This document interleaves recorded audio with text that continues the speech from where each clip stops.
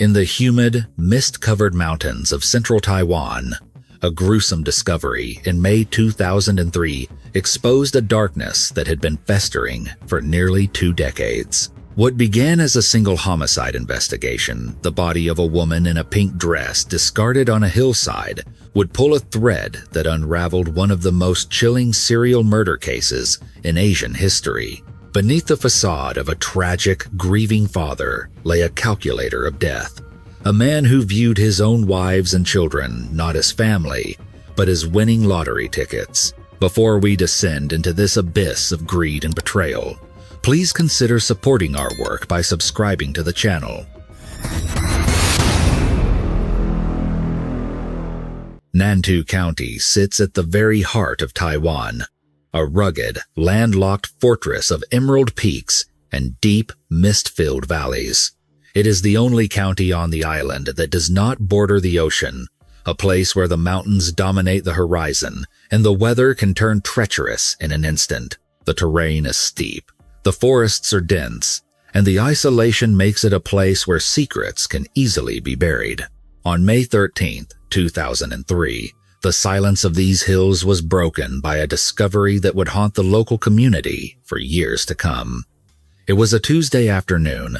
A middle-aged couple, locals who knew the terrain well, had driven out to the outskirts of the county to Hengshan to forage for wild herbs. The area was quiet, far removed from the bustle of the city, the kind of place where one expects to find nothing more than birdsong and wind rustling through the bamboo. As they navigated the slope, looking for medicinal plants, something peculiar caught their eye halfway up the hillside. Protruding from the brush, stark against the earth tones of the forest floor, was a pair of bare feet. At first, the mind refused to accept what the eyes were seeing. The wife, perhaps trying to rationalize the horrific image into something mundane, insisted it must be a mannequin, a discarded prop from a clothing store that someone had illegally dumped in the woods. It was a common enough occurrence in remote areas, but the husband was not convinced. The color, the texture, the unnatural stillness, it triggered a primal alarm. Driven by a morbid necessity to know the truth, they moved closer. As they approached, the illusion of the mannequin shattered. The pale skin, the distinct anatomy of the toes, the terrifying reality of a human body lying motionless in the grass became undeniable. Panic set in. They did not linger to examine the scene. Terror propelled them back down the mountain to call the police. When the Nantou precinct received the call, the response was immediate, but the geography fought against them. The location was remote, the roads winding and narrow, delaying their arrival. When the investigators finally reached the coordinates, they had to trek on foot to reach the specific site on the hillside. The scene that awaited them was grim. Lying prone on the damp earth was the body of a female. Her hands were bound tightly behind her back with rope, a clear indication that this was no accident. She was dressed in a pink one-piece dress, a garment that seemed woefully out of place in the rugged wilderness, suggesting she had been taken from an urban setting. The dress had been pulled up, exposing her lower body. She was not wearing underwear.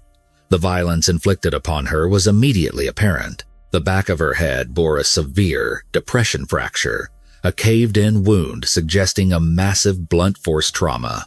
Her hair, long, black, and permed to shoulder length, was matted with dried blood that had pooled and congealed from the head wound. Scratches marred her skin, defensive marks that spoke of a desperate, final struggle. Her fingertips and toes had turned a dusky purple, a sign of cyanosis, indicating a lack of oxygen before death. The investigators noted every detail. Her body, including the pink dress, was smeared with dirt and leaf litter, as if she had been dragged or rolled. Her earlobes were pierced, yet the holes were empty. There were no earrings. On her left wrist, a distinct band of paler skin stood out against her complexion, a tan line.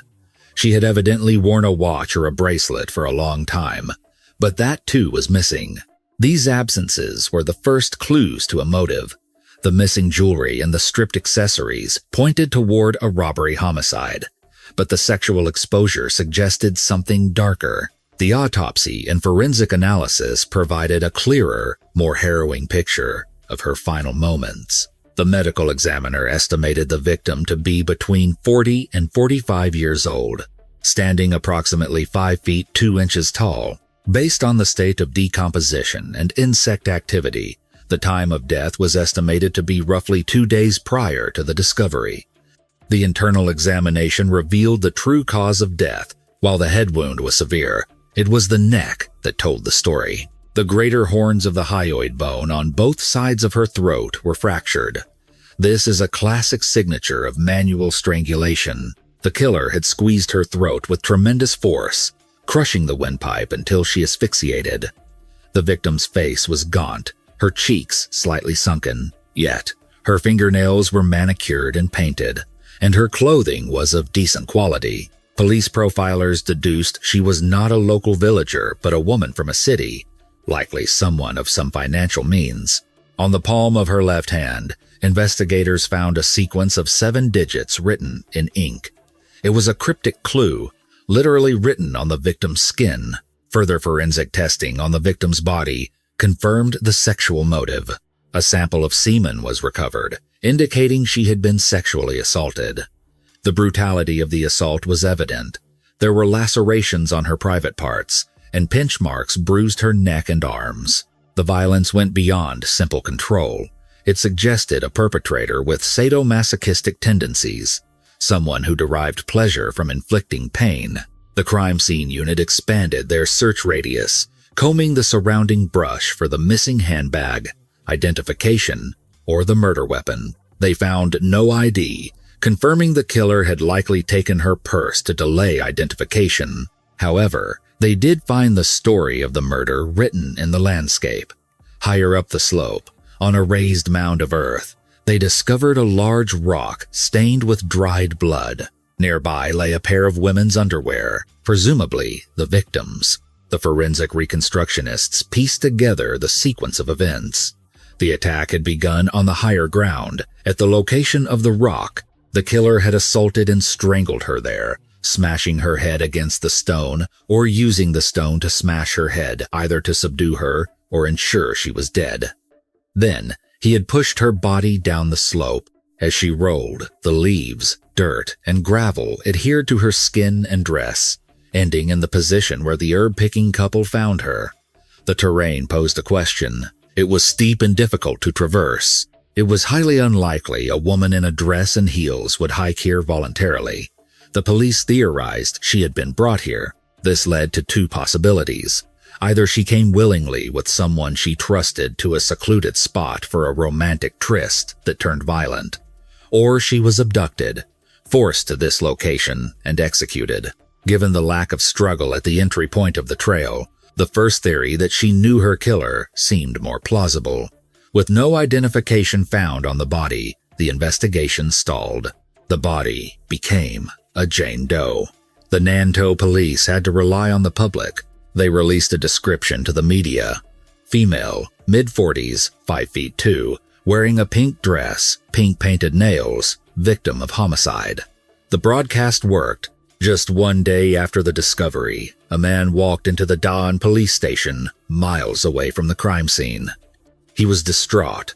The man, named Chen Ruiqin, lived in Chiayi County. He told the desk sergeant he had lost contact with his daughter for 3 days. Her name was Chen Yanlin, 45 years old. She was a successful woman, the owner of a local restaurant, and financially well off. Detectives escorted Chen Ruiqin to the morgue. It is a journey no parent should ever have to make. When the sheet was pulled back, the father collapsed in grief.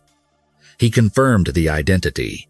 It was indeed his daughter, Chen Yanlin. Through his tears, Chen Ruiqin provided the timeline the police desperately needed. He explained that on the morning of May 11th, 2 days before the body was found, Yanlin had told the family she was going out to handle some business. She was vague about the details, not specifying where she was going or who she was meeting. He described her outfit that day perfectly: a pink dress, a jacket, high heels, and a handbag. He also listed the jewelry she was wearing, details that matched the tan lines, and missing items on the body. A Rolex watch, diamond earrings, and a platinum necklace. He recalled a specific detail from that morning. Yanlin had forgotten her mobile phone at home. He had noticed it and ran out to hand it to her just as she was leaving. He saw her walk out to the street and hail a taxi. She did not get into a private car, nor was anyone waiting for her in the driveway. Because he had rushed back inside to tend to the restaurant, he did not see the taxi company's logo or the license plate number. That lead was a dead end. But now, the police had a name and a profile. Chen Yanlin was a woman of means, divorced, and actively dating. The investigation immediately shifted to her inner circle. In a homicide of this nature, statistically, the perpetrator is almost always a husband, an ex-husband, or a lover. Chen Liu opened up about his daughter's personal life. She had been married once, but it ended quickly. Her ex-husband was a man named Lu Lai, also 45, from Chie. According to the father, the marriage collapsed because Lu Lai was financially unstable and lacked ambition. Since the divorce, Yanlin had not remarried but enjoyed the single life, dating various men. Because she didn't view these relationships as long-term, she rarely introduced them to her father, leaving him with a blind spot regarding her current romantic entanglements. However, the father had plenty to say about the ex-husband, Lu Lai. Lu Lai was described as a drifter. Even in middle age, he held no steady job, jumping from one low-paying gig to another. He was known to siphon money sent by his younger brother for their parents' care, a disgraceful act in a culture that values filial piety. Despite the divorce, Lu Lai lingered in Yanlin's life like a bad shadow. He would visit frequently, ostensibly to see their son, but everyone knew he was observing her success. Her restaurant was booming, and Lu Lai, broke and desperate, had repeatedly asked to remarry her. Yanlin, naturally, refused. She had moved on. She had wealthy suitors now, men who could offer her the life Lu Lai never could. The father recalled a disturbing incident during the recent Lunar New Year. Lu Lai had visited the house. Yanlin wanted to throw him out, but her father, respecting the tradition of harmony during the holiday, insisted he stay. That day, a new suitor had come to pick Yanlin up. Watching his ex-wife leave with a successful man triggered a rage in Lu Lai. He began asking aggressive questions about the new boyfriend. Not long after, Lu Lai confronted the couple in public, making a scene. He declared that only he was fit to be her husband, and that their son would never accept another father. This harassment escalated to the point where Yanlin had to go to Lu Lai's home and scream at him to back off. Most critically, the father dropped a bombshell. On May 11th, the day Yanlin disappeared, Lu Lai had come to the house shortly after she left. When he was told she had just taken a taxi, Lu Lai immediately rushed off in the same direction. The father didn't know if he had caught up to her. The police had their prime suspect, a jealous, indebted ex-husband with a history of harassment, who was seen chasing after the victim on the day she vanished. It fit the profile perfectly. Detectives drove to Chiayi to bring Lu Lai in for questioning. Lu Lai admitted he was there on May 11th. He admitted he chased after her taxi. He told police he wanted to talk to her, but by the time he reached the main road, the taxi was gone. He claimed he gave up and went home. He then provided an alibi. On his way back, he ran into an old friend named Cheng En, who worked at a factory in Pingtung County. Cheng En offered him a job. Initially, Lu Lai wanted to refuse. He was lazy by nature, but the thought of winning his wife back with a steady paycheck motivated him. He agreed. He traveled with Cheng En to the factory that very day and stayed in the employee dormitory. He had been there working until the weekend. The police were skeptical. It sounded too convenient. They dispatched a team to Pingtung to verify the story. They interviewed the friend, the factory manager, and checked the dormitory logs. The alibi held. Every witness confirmed Lu Lai was hundreds of miles away in Pingtung when Chen Yanlin was being murdered in the mountains of Nantou. The investigation hit a wall. The prime suspect was innocent. The detectives were back to square one. They had to widen the net. They began digging into Chen Yanlin's social circle. Between her restaurant clients, business partners, and romantic interests, the list of potential suspects ballooned to over 50 men. It was a logistical nightmare. The police divided into task forces to interview each one, but it was slow, grinding work. That was when a sharp-eyed detective revisited the forensic file. He focused on that strange detail from the autopsy, the 7 digits written in ink on the victim's left palm.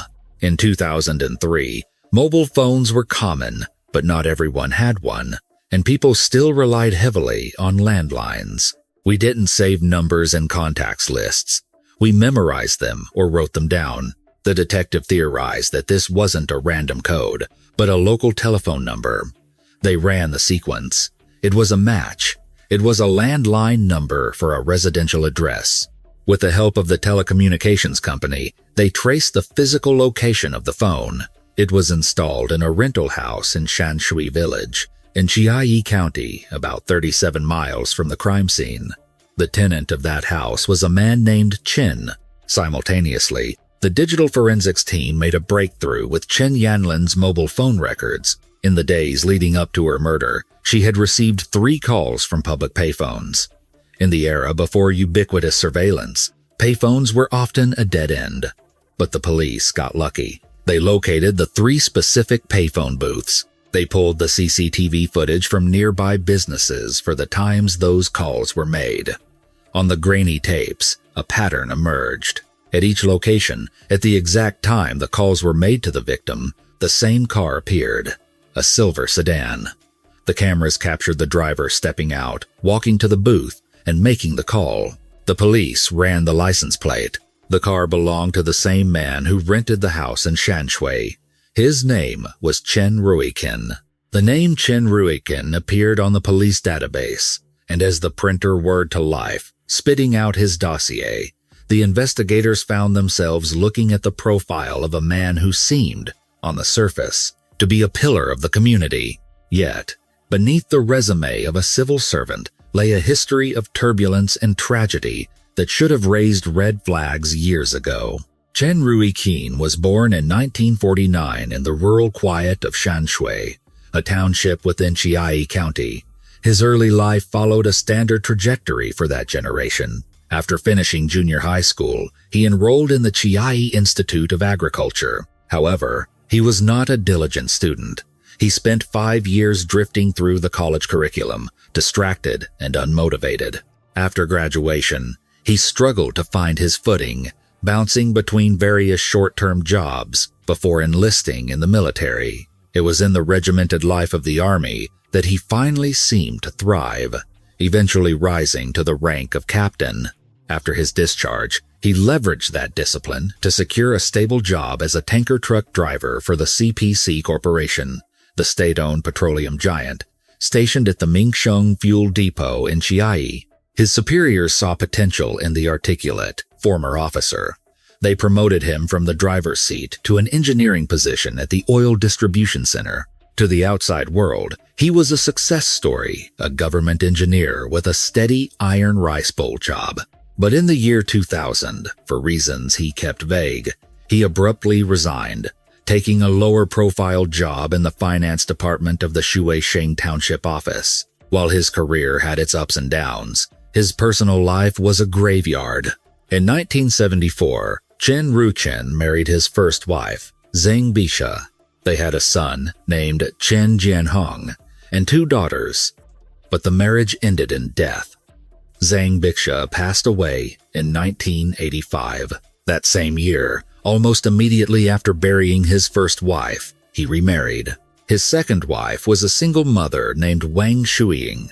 She brought a son from a previous marriage into the household, originally named Zhang, whose surname was legally changed to Chen to match his stepfather. The boy's name was Chen Yiji. This union also ended in tragedy.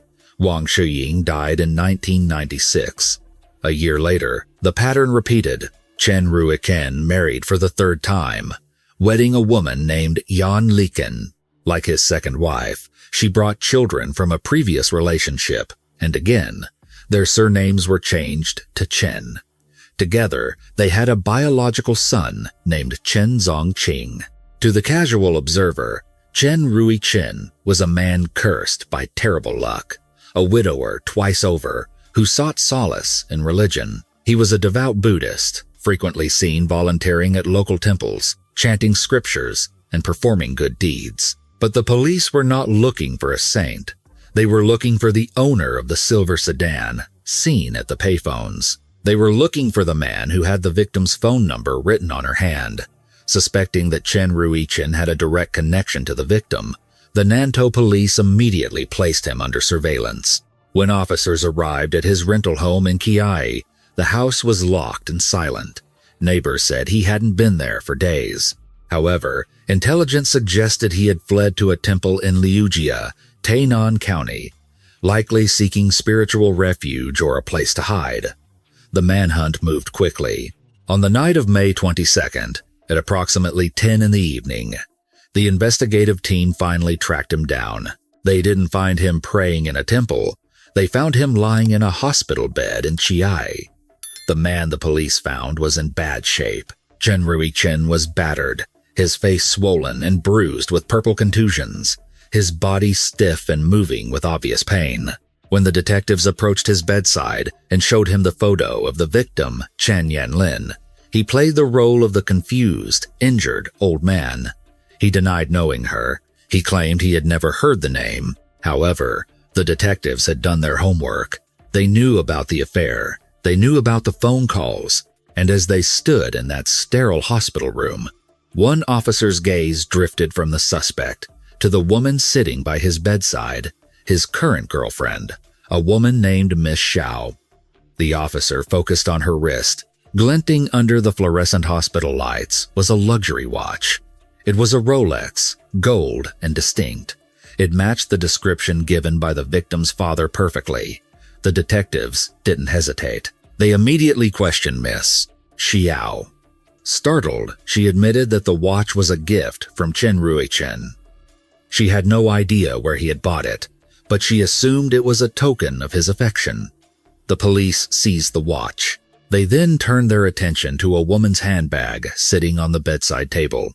Inside, they found a treasure trove of evidence, a mobile phone and a platinum necklace. The police summoned Chen Liu, the victim's father, to the hospital.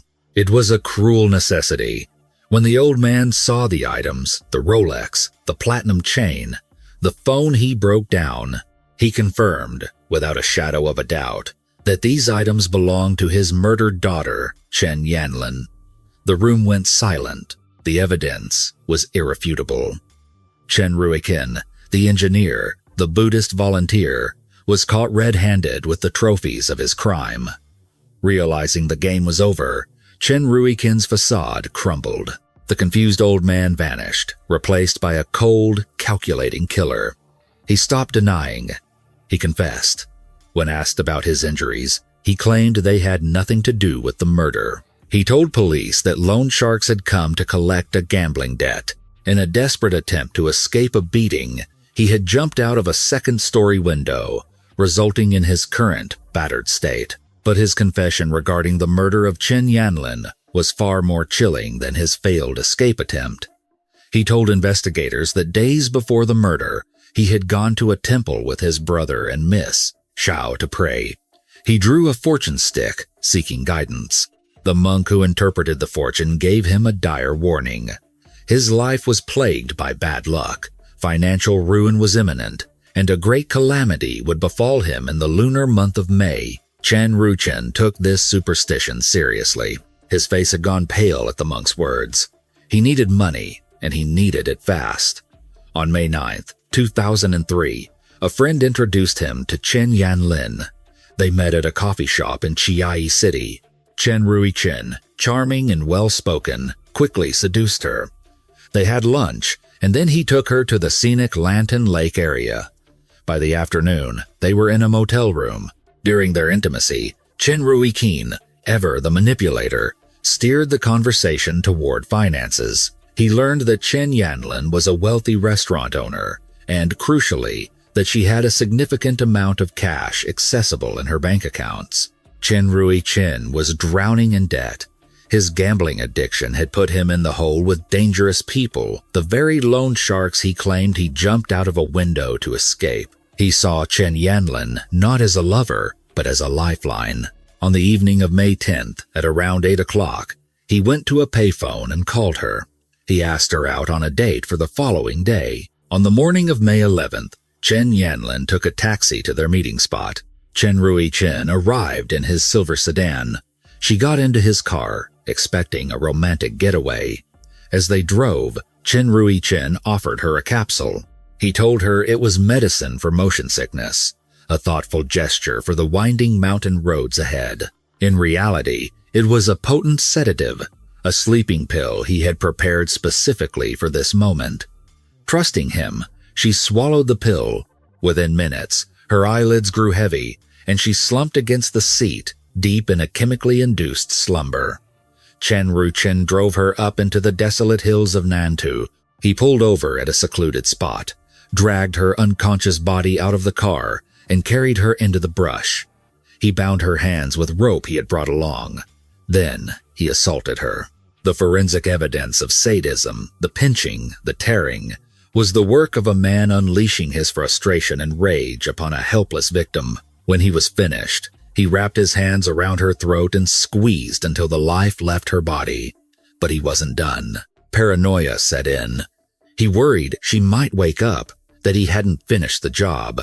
He picked up a heavy rock and smashed it into the back of her head, the blow that caused the massive depression fracture. Finally, to hide the body from the road, he kicked her corpse, rolling it down the steep slope into the ravine where the herb pickers would find her 2 days later. Before leaving, he took everything of value: the Rolex, the platinum necklace, the handbag, and most importantly, her ATM card. During their previous tryst at the motel, amidst the pillow talk, he had cunningly extracted her PIN code. After the murder, he drove to an ATM and withdrew a large sum of cash. The CCTV footage from the bank confirmed it. There was Chen Ruiqin withdrawing money from the dead woman's account. The police finalized the case with DNA evidence. The semen recovered from the victim's body was a perfect match to Chen Ruiqin.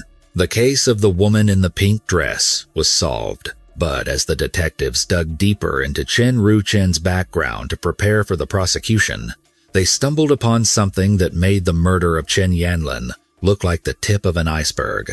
They began looking into his financial history and the deaths of his previous wives.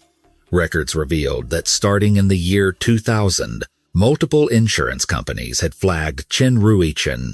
They had reported to the police that the deaths of his 2 wives and 3 of his sons were highly suspicious.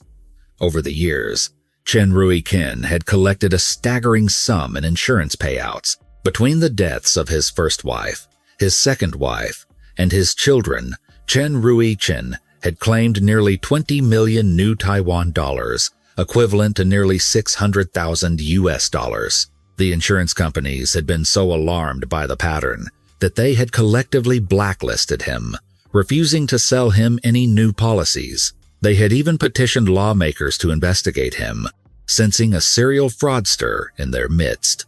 But without hard evidence, the investigations had gone nowhere. Now, with a confirmed murder conviction looming over him, the police realized they were likely holding one of Taiwan's most prolific serial killers. They reopened the files on the 5 family members who had died under his roof. For weeks, the interrogators pressed him. They laid out the timeline of deaths, the millions of dollars in payouts, the sheer statistical impossibility of so much tragedy striking one man. Chen Ruiqin remained stoic. He was stubborn, refusing to admit to anything other than the murder of Chen Yanlin. But the isolation of death row breaks men. After days of solitary confinement, staring at the walls, Chen Ruiqin's resolve began to crack. He told the investigators he was ready to talk, but he had conditions. First, he wanted the police to restore his family's spirit tablet, the ancestral shrine he had hastily shoved into a bag and tossed into his car while fleeing. He was terrified of angry ghosts. Second, he wanted to see his surviving daughters. The police agreed. When his 2 daughters entered the interrogation room, the monster wept. He apologized to them, sobbing, admitting he had made mistakes. After they left, the weeping stopped. Chen Ruiqin wiped his eyes, looked at the detectives, and began to narrate a horror story that spanned 18 years. He started with his first wife, Zhang Bixia. It was 1985. Zhang Bixia was in the hospital, recovering from an injury caused by a ceiling fan falling on her head. Chen Ruiqin went to visit her, but it wasn't a visit of comfort. They began to argue about his job and money. The argument escalated. In a fit of rage, inside the hospital room, Chen Ruiqin shoved her. She fell hard onto the floor. Instead of helping her, he grabbed her head and slammed it repeatedly against the concrete floor until she stopped moving. When she was dead, he calmly walked out and called a doctor, feigning panic. He claimed she had slipped and fallen. The doctors, seeing the head trauma consistent with a fall, ruled it an accidental death due to a brain hemorrhage. He collected the insurance money. He had gotten away with it, and that success planted a seed in his mind. Human life was fragile, and ending it could be profitable. The next victim was Chen Ruiqin, his stepson from his second wife. On the night of April 21st, 1990, the teenager came home late. Chen Ruiqin, playing the strict father, questioned him. The boy answered dismissively. Enraged by the lack of respect and perhaps seeing another payout, Chen Ruiqin attacked him. He beat the boy savagely. When Chen Ruiqin was hospitalized for his injuries, Chen Ruiqin saw an opportunity to finish what he started. He waited until the hospital room was empty. He grabbed the boy by the hair and smashed his head against the wall with lethal force. Another accident, another payout. The bloodlust and greed grew with each year. In 1995, he turned his sights on his own biological son, Chen Zhanhong. Chen Ruiqin claimed he found a note suggesting the boy was involved with a local gang, participating in crimes. Using this as a justification, he confronted his son. In the heat of the moment, he picked up a rock and struck his son in the back of the head, killing him. Then came his second wife, Wang Shuying. It was midnight, August 19th, 1996. Chen Ruiqin was driving with her on a quiet road. He pulled the car over, claiming the engine was overheating. He popped the trunk, retrieved a wooden club, and while she sat unsuspecting in the passenger seat, he struck her over the head until she was dead. He then staged the scene. He put her in the driver's seat and crashed the car to make it look like a traffic accident. The police bought it. The insurance company paid out. Finally, there was Chen Zongqing, the young son of his third wife. On the night of October 6, 1996, the boy complained of a headache. Chen Ruiqin gave him a sedative. Once the boy was unconscious, he woke his wife, Yan Liqin, screaming that their son had fainted and they needed to get to the hospital. He carried the limp boy downstairs. While his wife ran outside to hail a taxi, Chen Ruiqin stood at the top of the stairs. He looked at the child in his arms, and then, with cold precision, he dropped him head first down the staircase. He ran down after the body, shouting that he had tripped and dropped the boy. The doctors tried to save him, but the head trauma was too severe. Chen Zongqing died, and his father collected the check. As the police listened to this litany of death, they were physically sickened. But the horror wasn't over. A search of his home uncovered nude photographs of a woman, leading them to suspect there were even more victims outside the family women who had simply vanished. Two names surfaced immediately, Wang Xiaomei and Huang Xingyi. Wang Xiaomei was a colleague at the Taoli Oil Corporation. She had vanished into thin air in 1998. She missed the funerals of her own husband and son, which was unthinkable. Her family had always suspected Chen Ruiqin, with whom she had a close relationship, but they could never prove it. Huang Xingyi was a close friend of his second wife. She had lent Chen Ruiqin money. She disappeared in June 1995 after receiving a phone call. Despite strong suspicions, without bodies or confessions for these specific women, the police could not officially pin these deaths on him. But the pattern was undeniable. In his confession, Chen Ruiqin revealed his method. He explained that he chose accidents, falls, car crashes because they happened in private spaces, homes, hospital rooms, lonely roads. He was the only witness. Furthermore, he used his status as the grieving next of kin to have the bodies cremated immediately, destroying any forensic evidence that could have contradicted his stories. For nearly 2 decades, he had operated in the blind spots of the law, exploiting the trust of his family and the inefficiency of the system. To understand how a man transforms into a monster capable of slaughtering his own bloodline for cash, one must look beyond the immediate violence and examine the machinery of his greed. Chen Ruiqin was not simply a man who snapped in a moment of passion. He was a predator who had honed a specific, lethal strategy over nearly 2 decades. His confession revealed a chilling blueprint for how he selected his victims, a method that relied on the vulnerability of women and the societal blind spots regarding domestic abuse. The police delved deeper into the timeline of his marriages, looking for the mechanics of his manipulation. The investigation into his 3rd marriage, to Chen Ruiqin, provided a perfect case study of his modus operandi. Chen Ruiqin spoke to the press, her voice trembling with the realization that she had been sleeping next to a serial killer. She described how, in August of 1996, just over a month after the death of his 2nd wife, Chen Ruiqin began to frequent her clothing store. At the time, Chen Ruiqin was a widow, a single mother raising a son and a daughter on her own. She was hardworking and her business was thriving, meaning she had a steady income and savings. To a man like Chen Ruiqin, she was the perfect target, lonely, financially stable, and in need of a partner to share the burden of raising a family. He played the part of the grieving widower perfectly. He was charming, persistent, and projected an image of stability and reliability. He courted her aggressively, and within a year, they were married. In 1997, at the age of 42, Chen Ruiqin allowed Chen Ruiqin to move into her home. He immediately suggested that he legally adopt her children, changing their surnames to Chen. At the time, it seemed like a gesture of commitment, a man stepping up to be a father. In hindsight, it was a calculated move to secure his legal standing as their next of kin, the beneficiary of their insurance policies. Profilers noted that Chen Ruiqin specifically hunted single mothers with economic means.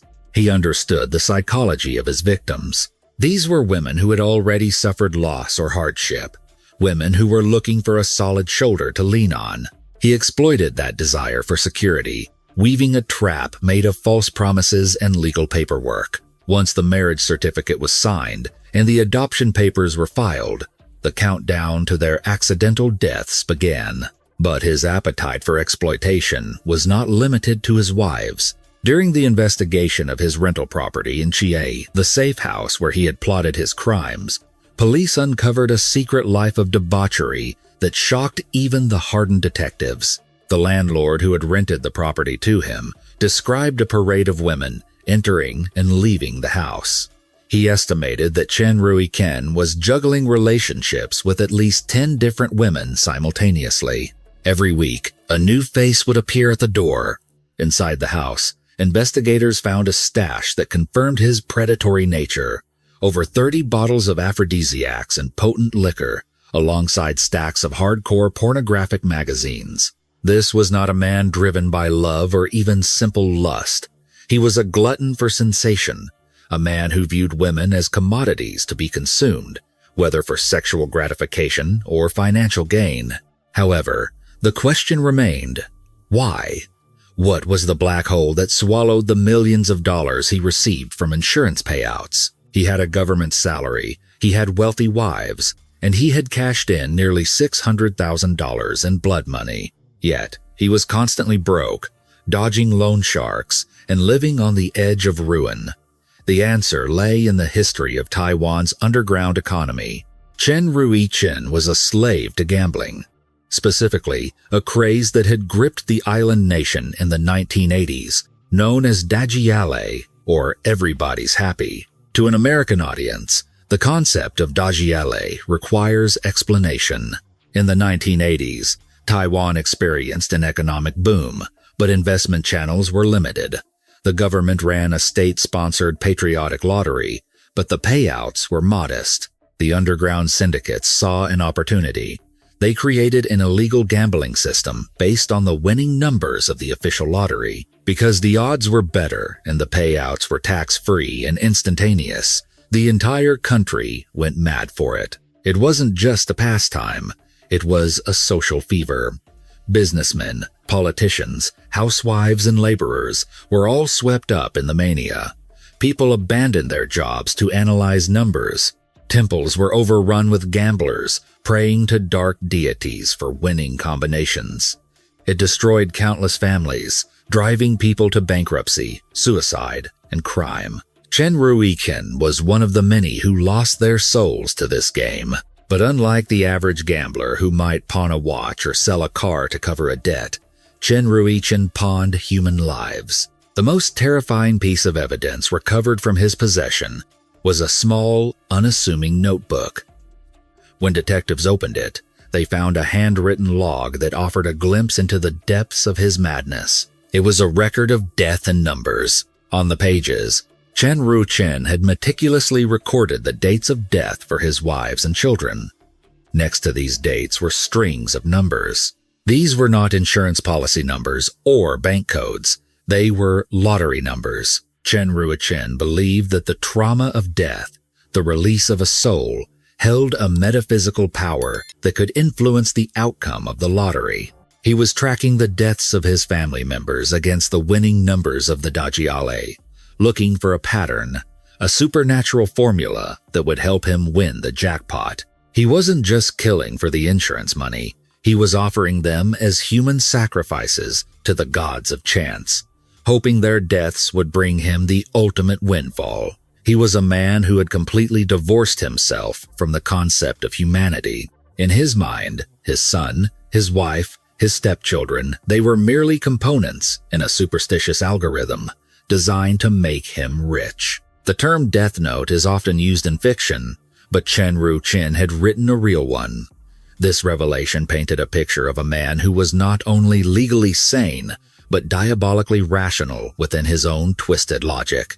He wasn't hearing voices, he was calculating odds. From 1985 to 2003, over the course of 18 years, he murdered at least 6 people directly, 3 sons, 2 wives, and his girlfriend, Chen Yanlin.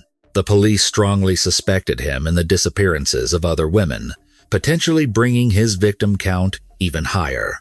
He had moved through the world like a specter, leaving a trail of bodies and broken families in his wake, protected by the silence of the crematorium and the bureaucracy of the insurance companies. With the confession signed and the evidence overwhelming, the case moved to the judicial phase. The public outrage in Taiwan was palpable. The media dubbed him the killer demon of Chiayi. The sheer scale of his betrayal, killing his own flesh and blood for gambling money, shook the traditional values of Taiwanese society to its core. Chen Ruiqin was charged with multiple counts of homicide and fraud. The legal proceedings were lengthy and complex, given the number of victims and the span of time over which the crimes occurred. In the initial trial, the court did not show mercy. The judges, reviewing the cold-blooded nature of the killings, the smashing of heads against walls, the staged car accidents, the drowning of sedated children, handed down a sentence that reflected the gravity of his crimes. Chen Ruiqin was sentenced to 5 death penalties and 1 life imprisonment term. It seemed like justice had finally been served. The monster was in a cage, and the state was preparing to end his life. But Chen Ruiqin was not ready to die. The man who had ruthlessly extinguished the lives of 6 people suddenly discovered a desperate will to live. As the reality of the execution ground closer, the remorseful father who had wept for his daughters in the interrogation room vanished. In his place, the manipulative con artist returned. He realized that his confession was the primary weapon being used against him, and he decided to dismantle it. He began to recant. In court hearings following the initial sentencing, Chen Ruiqin stood up and declared that his confession had been coerced. He claimed that the police had tortured him, beaten him into submission, and forced him to sign a narrative they had invented. He pointed to the injuries he had sustained. The ones he had previously admitted were from jumping out of a window to escape loan sharks, and now claimed they were the result of police brutality. He filed appeal after appeal.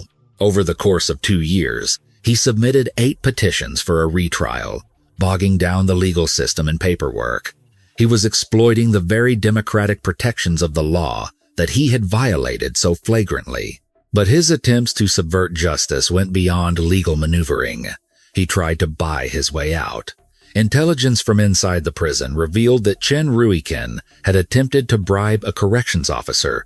He offered 800,000 new Taiwan dollars, roughly 24,000 US dollars, to anyone who could help him stage a fake crime scene or provide false evidence that would exonerate him.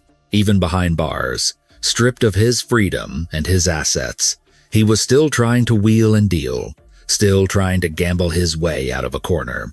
The courts, however, were not swayed. The forensic evidence was robust. The pattern of insurance payouts, the autopsy reports, the death notebook, and the testimony of his surviving family members painted a picture that no amount of recanting could erase. The appellate courts upheld the death sentences. The final verdict was sealed. For the murder of Chen Yanlin, the woman in the pink dress who had been left on the hillside, and for the slaughter of his own family, Chen Ruiqin was to be executed. But even as he faced the end, Chen Ruiqin remained defiant. He displayed no genuine contrition, only anger at having been caught. He spent his final days not in prayer, as one might expect from a man who once claimed to be a devout Buddhist, but in a state of simmering rage. He felt the world had treated him unfairly, that his bad luck was a cosmic injustice rather than the consequence of his own evil. The stage was set for the final act of this tragedy. The execution protocol in Taiwan is a solemn affair. The condemned is usually given a final meal, a moment of peace before the end. But for Chen Ruiqin, there would be no peace. The trajectory of Chen Ruiqin's life had been a long, slow descent into moral oblivion, but his final days on earth were defined by a sharp, jagged anger. As he sat in his cell, awaiting the inevitable summons from the executioner, the facade of the pious Buddhist and the grieving father had completely evaporated. In its place sat a man consumed by bitterness, a narcissist who believed himself to be the victim of a cosmic conspiracy rather than the architect of his own destruction. In the final week leading up to his execution, the prison staff observed a man who was rapidly unraveling. The calculated demeanor he had maintained for 18 years, the mask that allowed him to murder his wives and children while playing the role of the unfortunate widower, was gone. He became volatile and uncooperative. He spent his hours pacing the small confines of his cell, muttering about the unfairness of the justice system and the incompetence of his lawyers. He seemed incapable of processing the reality that his death notebook, the ledger where he had traded human lives for lottery numbers, had finally been balanced against him. On the evening scheduled for his execution, the prison guards followed the standard protocol. In Taiwan, it is customary to offer the condemned a final meal, a small mercy to provide comfort before the end. The meal typically consists of a bento box with meat, vegetables, and rice, along with a bottle of kaoliang liquor to calm the nerves. It is a ritual deeply rooted in the culture, a gesture of sending the soul off on a full stomach. When the tray was placed before Chen Ruiqin, he looked at it with disdain. He did not touch the food. He did not drink the liquor. He refused to partake in the ritual. This refusal was interpreted by many not as an act of stoicism, but as a final, petty protest. By rejecting the meal, he was rejecting the system that had condemned him, holding on to the only scrap of control he had left. He remained silent, his jaw set in a grim line of defiance. The process of capital punishment in Taiwan is clinical and grim. The prisoner is typically sedated to render them unconscious before the fatal shot is fired. They are laid prone on a mattress in the execution chamber. The executioner aims for the heart from the back. If the prisoner has agreed to organ donation, the shot is aimed at the brainstem to preserve the vital organs. Chen Ruiqin was brought to the execution ground. The air was heavy with the silence that only exists in such places. There were no last-minute reprieves, no dramatic confessions, no tears of repentance. The time for manipulation was over. The sedatives took hold, dragging him into a sleep from which he would never wake, a darkly poetic echo of the way he had drugged Chen Yanlin and his son before killing them. The gunshot rang out, echoing off the concrete walls. The medical examiner moved in, checking for a pulse. Finding none, the time of death was called. The killer demon of Chiai, the man who had turned his family tree into a graveyard for profit, was dead. But the horror of Chen Ruiqin's story did not end with the sound of the gunshot. In most cases, after an execution, the family of the condemned arrives to claim the body. They arrange for a funeral, perform the necessary rites, and bury their dead. It is a duty of blood, regardless of the crime. However, when the prison authorities contacted Chen Ruiqin's surviving relatives, the response was a deafening silence. His surviving daughters, the children he had spared only because he was caught before he could kill them, wanted nothing to do with him. His extended family, ashamed and horrified by the magnitude of his crimes, refused to acknowledge him. No one came to the prison gate. No hearse was waiting. Chen Ruiqin had spent his life treating his family as disposable commodities, and in death the favor was returned. He was abandoned. His body lay in the mortuary, a piece of unclaimed meat, utterly alone. There was a final, grim irony involving his physical remains. In a last-ditch attempt to salvage some shred of reputation, or perhaps to gain spiritual merit for his next life, Chen Ruiqin had expressed a willingness to donate his organs. Usually, hospitals and transplant lists are desperate for viable organs, and the origin of the donor is secondary to the life-saving potential of the tissue. But in the case of Chen Ruiqin, the medical community recoiled. When the prison reached out to major hospitals to coordinate the organ harvest, they were met with refusal. No hospital wanted to be associated with him. No surgeon wanted to transplant the heart of a man who had murdered 3 sons and 2 wives into a patient. The stigma of his evil was so potent, so radioactive, that it rendered his biological generosity worthless. Even in death, he was rejected by society in the most absolute terms possible.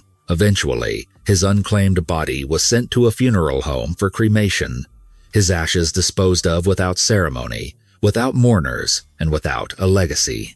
The case of Chen Ruiqin remains one of the most disturbing chapters in the annals of Taiwanese crime, not because of the gore, but because of the terrifying banality of his motive. He was not driven by a psychotic break or a voice in his head. He was driven by a cold, transactional greed. He looked at his wife and saw a payout.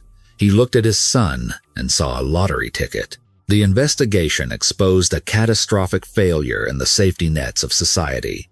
For 18 years, Chen Ruiqin operated with impunity. He exploited a time when communication between insurance companies and law enforcement was fragmented.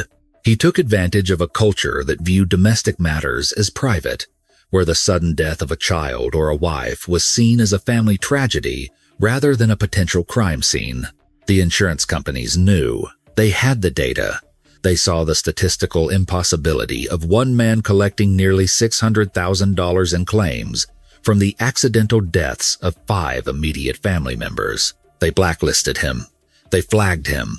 But they did not effectively communicate this suspicion to the police homicide division until it was too late. Their solution was to stop selling him policies, to cut off his supply, rather than to stop the killer himself. This bureaucratic gap allowed Chen Ruiqin to walk free, to meet Chen Yanlin, and to claim one final victim.